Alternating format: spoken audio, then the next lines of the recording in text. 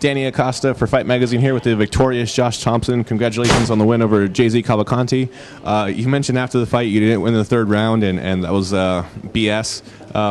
How honest are you as a fighter to be able to admit that right after a fight? I don't have a problem pointing out that, point out the truth of the matter, I think that Jay-Z and myself should be ranked in the top 10. Obviously, the media doesn't think so, but you got guys in the WC that are ranked ahead of us, and I don't know. I think it's kind of like a slap in the face. But what am I gonna do? Complain about it? Obviously, I am. But it's just whatever. So I don't really care about it. I like it to be known that guys like Jay-Z are getting the short end of the stick. He's a great fighter. It's a tough fight. His only losses are guys that they have ranked as 2 and 3. Kawajiri and Aoki.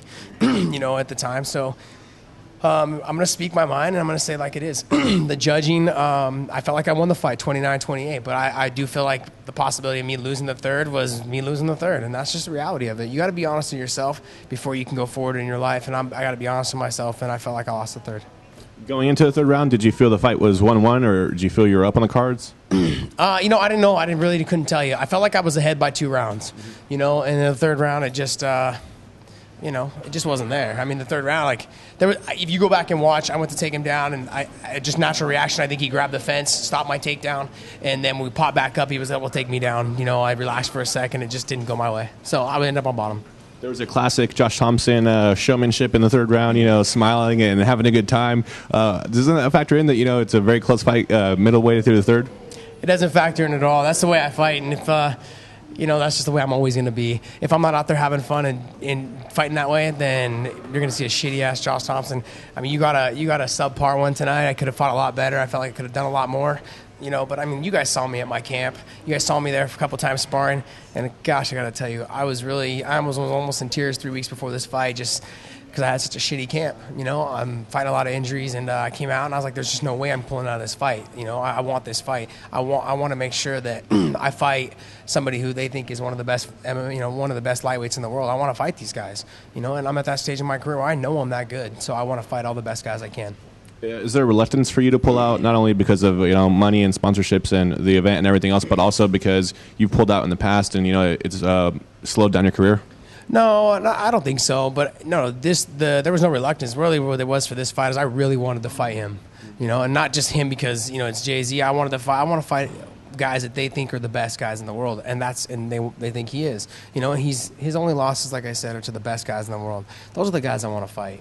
He could have given up a couple of times in that fight. I had him in a tight guillotine in the third, and I just couldn't get it done. But it's just one of those fights.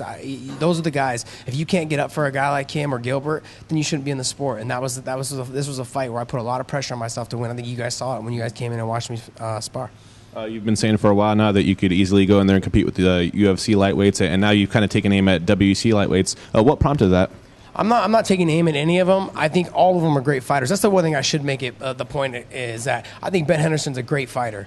I think I love his style. I think he's a great fighter. He goes out there and lays on the line. He's beaten some of the best guys. The thing is though, is I feel like Strikeforce has a whole other level caliber of lightweights. They're right up there with the UFC lightweights. I've trained with Frankie Edgar. I've trained with BJ Penn. They're great fighters. But I've fought Gil, and I've trained with those guys, and I know, and deep in my heart, I know that we're right there with them. And you knocked on Gilbert Melendez's door verbally after the fight. Is that the fight you want next, or Lyle Fancy Pants Spear Bombs? You guys have exchanged words. Is that a fight you'd welcome as well? I do know that Lyle's been given an opportunity to fight one of my teammates, Justin Wilcox, several times. Justin's going to be fighting here pretty soon, so I do know that Justin is interested in fighting him.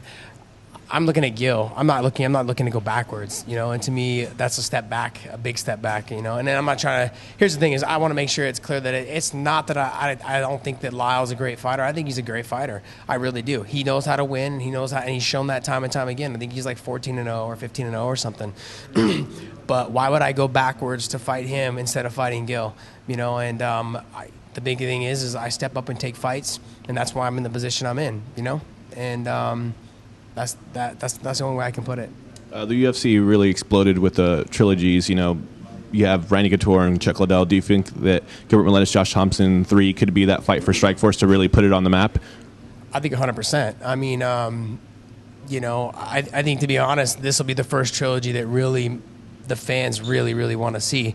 It definitely will be the first one in Strikeforce history. But as far as in MMA in general, granted, Randy and Chuck is great, but I think the first fight was such a shock with Randy beating Chuck, but then the next 2 fights they weren't shocked at all. I mean, Chuck went out there and took care of business and did what he always does, and knocks people out. So they weren't that type of gaudy ward like Gil and myself, and so the fans are going to be the ones that benefit from Gil and myself. Sure, the heck ain't going to be us. We're both going to be beat up after the fight. So, so you want to see Thomson-Melendez 3 on CBS?